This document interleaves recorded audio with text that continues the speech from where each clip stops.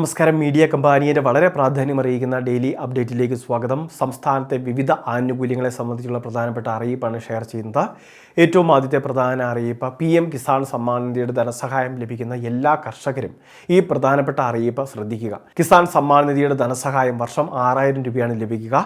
ഇത് മാത്രമല്ല, Kisan credit card വായ്പകൾ, കാർഷിക ലോണുകൾ, കാർഷിക ഗോൾഡ് ലോണുകൾ, അതോടൊപ്പം തന്നെ നമ്മുടെ കൃഷിഭൂമിയുമായി ബന്ധപ്പെട്ട് വിവിധ സബ്സിഡി പദ്ധതികൾ, വിള ഇൻഷുറൻസ് പോലുള്ള ആനുകൂല്യങ്ങൾ, അതോടൊപ്പം തന്നെ ഭൂമിയുടെ ഡോക്യുമെന്റേഷൻ. അപ്പോൾ ഇങ്ങനെയുള്ള പല കാര്യങ്ങൾക്ക് വേണ്ടിയും കേന്ദ്ര സർക്കാർ കർഷക ID എടുക്കുന്നതിന് വേണ്ടി പറഞ്ഞിരുന്നു. നമ്മളുടെ സംസ്ഥാനത്ത് താൽക്കാലികമായിട്ട് നിർത്തിവെച്ചിരുന്ന കർഷക ID എടുക്കൽ ഇപ്പോൾ വീണ്ടും ആരംഭിച്ചിരിക്കുകയാണ്.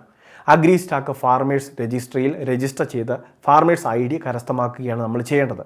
അപേക്ഷകൾ സമർപ്പിച്ച കൃഷിഭവൻ മുഖാന്തരമാണ് ഇതിൻ്റെ വേരിഫിക്കേഷൻ ഉൾപ്പെടെയുള്ള കാര്യങ്ങൾ. ഇത് അപ്രൂവ് ആയി കഴിഞ്ഞാൽ കർഷകന് ഒരു ID ജനറേറ്റ് ആവുന്നു. പിന്നീട് കർഷകർക്ക് ഒരു തിരിച്ചറിയൽ കാർഡ് ഉൾപ്പെടെയുള്ള രേഖകൾ നൽകുമെന്നും കേന്ദ്ര സർക്കാർ അറിയിച്ചിട്ടുണ്ട്.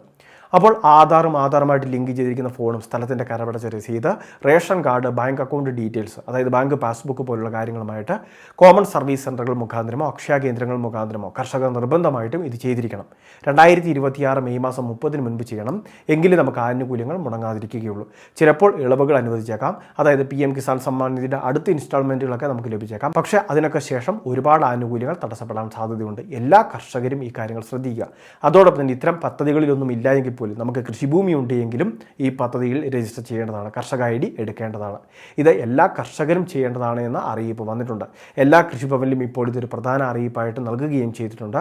കർഷകരെല്ലാം ഈ കാര്യങ്ങൾ ശ്രദ്ധിക്കുക. എത്രയും വേഗം ID എടുക്കുന്നതിന് വേണ്ടിയിട്ടുള്ള ക്രമീകരണങ്ങൾ ചെയ്യേണ്ടതുമാണ്. രണ്ടാമത്തെ മറ്റൊരു പ്രധാനപ്പെട്ട അറിയിപ്പ്, നമ്മളുടെ സംസ്ഥാനത്തും രാജ്യമെമ്പാടുമുള്ള ബാങ്ക് അക്കൗണ്ട് ഉടമകൾക്ക് 436 രൂപ ഈ മാസം ഡെബിറ്റ് ചെയ്യപ്പെടും. പ്രധാനമന്ത്രി ജീവൻ ജ്യോതി ഭീമ യോജന എന്ന ലൈഫ് ഇൻഷുറൻസ് കവറേജ് എടുത്തിട്ടുള്ളവർക്കാണ് അക്കൗണ്ടിൽ നിന്നും 436 രൂപ പിൻവലിക്കപ്പെടുന്നത്. ഇത് നമ്മുടെ ഇൻഷുറൻസ് പുതുക്കലിന് വേണ്ടിയാണ് എന്നൊരു കാര്യം പ്രത്യേകം ശ്രദ്ധിക്കേണ്ടതാണ്.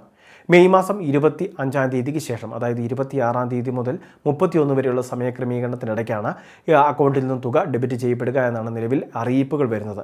ബാങ്ക് അക്കൗണ്ട് നിലവിൽ നമ്മൾ ലിങ്ക് ചെയ്തിരിക്കുന്ന ഫോണിലേക്ക് SMS ആയിട്ടും അതോടൊപ്പം തന്നെ ഇമെയിലിലേക്കും ഇത്തരത്തിൽ അറിയിപ്പുകൾ എത്തിച്ചേരാറുണ്ട്. മുൻപ് ഇൻഷുറൻസ് ചേർന്നിട്ടുള്ളവർ ഈ കാര്യങ്ങളൊക്കെ ഒന്ന് ശ്രദ്ധിക്കുക. അതോടൊപ്പം തന്നെ ഇൻഷുറൻസ് ലാപ്സായി പോയവരൊക്കെ പുതുക്കിയെടുക്കുന്നതിന് വേണ്ടി അല്ലെങ്കിൽ ഇൻഷുറൻസ് ഫ്രഷായിട്ട് എടുക്കുന്നതിന് വേണ്ടിയൊക്കെ ശ്രദ്ധിക്കേണ്ടതാണ്. 2 ലക്ഷം രൂപയുടെ കവറേജാണ് ലഭിക്കുക. നിലവിൽ ഏത് വിധേനയുള്ള മരണത്തിനും കവറേജ് ഉണ്ട്. നോമിനിക്ക് 2 ലക്ഷം രൂപ അവരുടെ കുടുംബത്തിന് ഒരു ആശ്വാസ സഹായമായിട്ട് ലഭിക്കുന്ന പദ്ധതിയാണ് ജീവൻ ജ്യോതി ഭീമ യോജന. ഇന്ന് ഇതിനെപ്പറ്റി വിശദമായിട്ടൊരു വീഡിയോ ചാനലിൽ ചെയ്തിട്ടുമുണ്ട്. മൂന്നാമത്തെ മറ്റൊരു പ്രധാനപ്പെട്ട അറിയിപ്പ്, മെയ് മാസ റേഷൻ വിതരണം സംസ്ഥാനത്ത് ആരംഭിച്ചിരിക്കുകയാണ്. ഏപ്രിൽ മെയ് മാസങ്ങളിൽ ഒരുമിച്ചായിരുന്നു വിതരണം ഇത്രയും ദിവസം നടന്നുകൊണ്ടിരുന്നത്. എന്നാൽ അത് മാറി മെയ് മാസത്തെ വിഹിതം ഇനി വാങ്ങാനുണ്ടെങ്കിൽ അങ്ങനെയുള്ളവർക്ക് ആനുകൂല്യങ്ങൾ വാങ്ങാൻ സാധിക്കുന്നതായിരിക്കും.